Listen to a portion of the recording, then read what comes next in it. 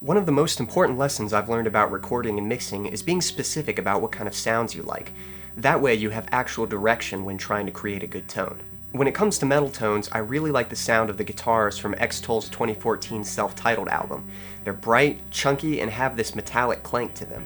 I also quite like the guitar tones from Periphery's latest album, Periphery 3 Select Difficulty. These were the tones I referenced when trying to make my own tone with free software plugins. It took me nearly 2 weeks to get something I was okay with.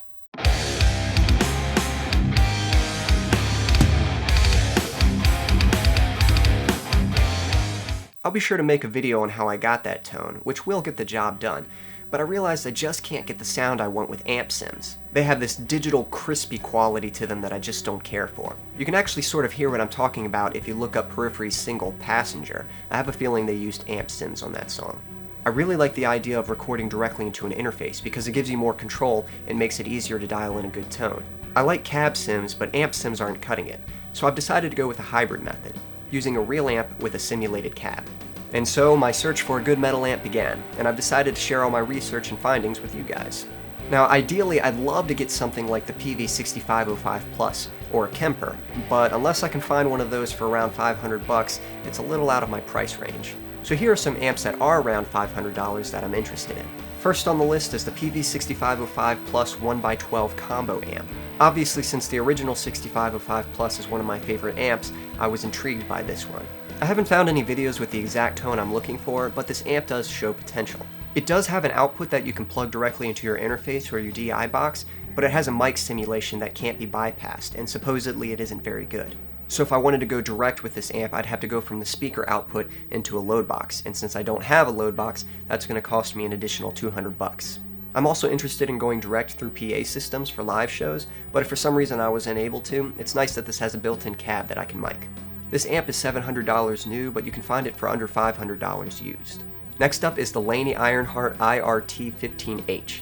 If the 6505 Plus combo doesn't blow me out of the water, then I'll probably end up going with this amp. It has several output options both for live and studio situations. Once again, it does have a built-in speaker emulation, so I'm hoping it's better than the 6505 Plus combo, otherwise I'll have to use the speaker output and get a load box. Another amp that I'm interested in from the Laney Ironheart series is the IRT-Studio. Now I haven't found a video for this amp with a good metal tone, but I'd like to get my hands on it and see what I could dial in. This amp is perfect for what I want to do. It actually has a built-in load box so you can record directly into your interface.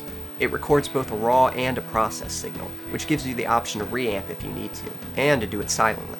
This amp has a lot of really cool features, but none of that's going to matter if I can't get a good metal tone out of it. Next up is the PV-XXX. If this amp is good enough for Josh Middleton, then it's probably good enough for me. I'll have to get a load box to go direct with it, but I'm very curious to try this one out for myself. Finally, I have some honorable mentions. These are some amps that I'm interested in, but not as much as what was previously mentioned. There's the Bugera 6260 Infinium and the Bugera 6262 Infinium. Supposedly these amps are modeled after the 6505 Plus and the 5150, but at half the price. Also, supposedly the older versions of these amps were known to blow up, but the new ones with Infinium technology have fixed that problem. The Joyo Zombie is only $200, comes in a convenient lunchbox size, and packs a lot of punch in its 20 watts. It also has some very simple but practical features. And if none of these amps are tickling my fancy, then I may take a look at the Atomic Amplifier. It's basically a more affordable version of the Kemper, but I don't know if it's going to be able to produce a similar quality in tone. I've done a lot of research on all of these amps, but I'm going to have to try them out in person to decide which one's right for me. If any of you guys are looking for a good metal amp in this price range, hopefully I've helped you narrow down your options. And if any of you have tried any of these amps, please leave a comment and let me know what you thought of it. Now, I plan to use cab simulation software with my amp for recording, but in live situations I may have to find some kind of cab simulation hardware to use, but I think that's a video for another time. So, until next time.